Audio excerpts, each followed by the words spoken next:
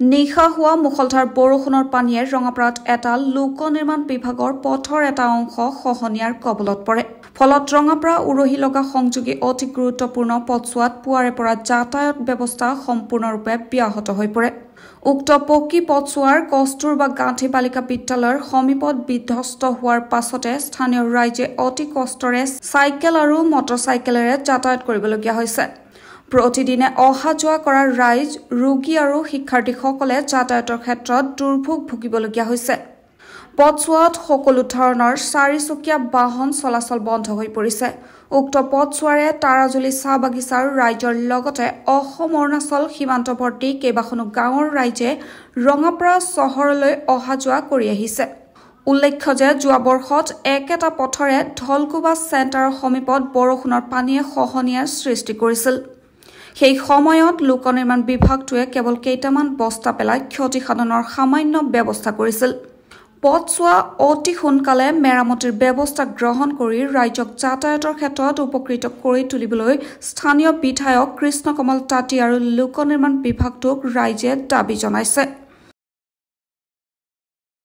যোৱাকালি যিজাক বৰষুণ আহিলে সেই বৰষুণতে পথছোৱা এনেকৈ ভাঙি গুচি গ'ল আৰু ইয়াতে দেখা গৈছে যে আচলতে তলফালে পানীটো সৰকি গৈ আছে এইফাললৈ, ওপৰৰখিনি খালি নামি তলফালে বহি গ'ল। গতিকে এতিয়া ঘটনা হ'ল কি এই পথছোৱাই ভাঙি যোৱাৰ কাৰণে আমাৰ সেইফালে থকা কেইবাখনো গাঁৱৰ ৰাইজ যিটো ৰঙাপাৰাৰ লগত যিটো যোগাযোগ তেওঁলোকৰ যিটো যাতায়াতৰ ব্যৱস্থা সেই ব্যৱস্থাটো সম্পূৰ্ণৰূপে ব্যাহত হৈ গ'ল। গতিকে ইয়াত যথেষ্টখিনি অসুবিধাৰ সন্মুখীন হ'ব। আৰু ইয়াৰ হৈছে কি যে আগতেও আজি 2 বছৰমান আগতে ইয়াৰ আগফালে ঠিক 100 মিটাৰমান দূৰত এই ধৰণে একেধৰণে ৰাস্তাটো বহি গৈছে। কিন্তু এইটো আমি কিহৰ কাৰণে হৈছে, আচলতে নিৰ্মাণৰ ক্ষেত্ৰতে গণ্ডগোলৰ কাৰণে হৈছে নে মেৰামতিৰ ক্ষেত্ৰতে গণ্ডগোলৰ কাৰণে হৈছে সেইটো আমি বুজিব পৰা নাই। কিন্তু যি কি নহওক এতিয়া আমাৰ ৰাস্তাটো ভাঙি যোৱাৰ কাৰণে গাঁৱৰ ৰাইজৰ কেইবাখনো বিভিন্ন গাঁৱৰ আৰু এইফালে বাগিচা যিসকল গোটেই এই ৰাস্তাটোৰে ৰঙাপাৰাৰ লগত যোগাযোগ কৰে একমাত্ৰ চহৰ ৰঙাপাৰা। গতিকে এই ৰাস্তাটো অতি সোনকালে মেৰামতি কৰি নিৰ্মাণ কৰি দিলে ৰাইজৰ উপকাৰ হ'ব। আমি দেখি পাইছোঁ যে আমাৰ এই পথখন আমাৰ একে ভাঙি গৈছে আৰু এইটো আমাৰ তাৰাজুলিৰ পৰা ৰঙাপাৰা যোৱা ৰাস্তাটো হয়।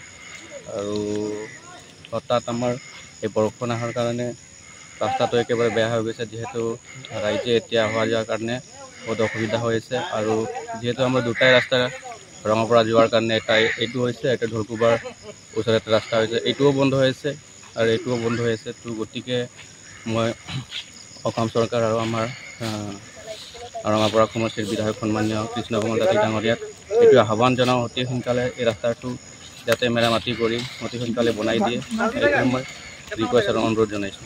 ধন্যবাদ।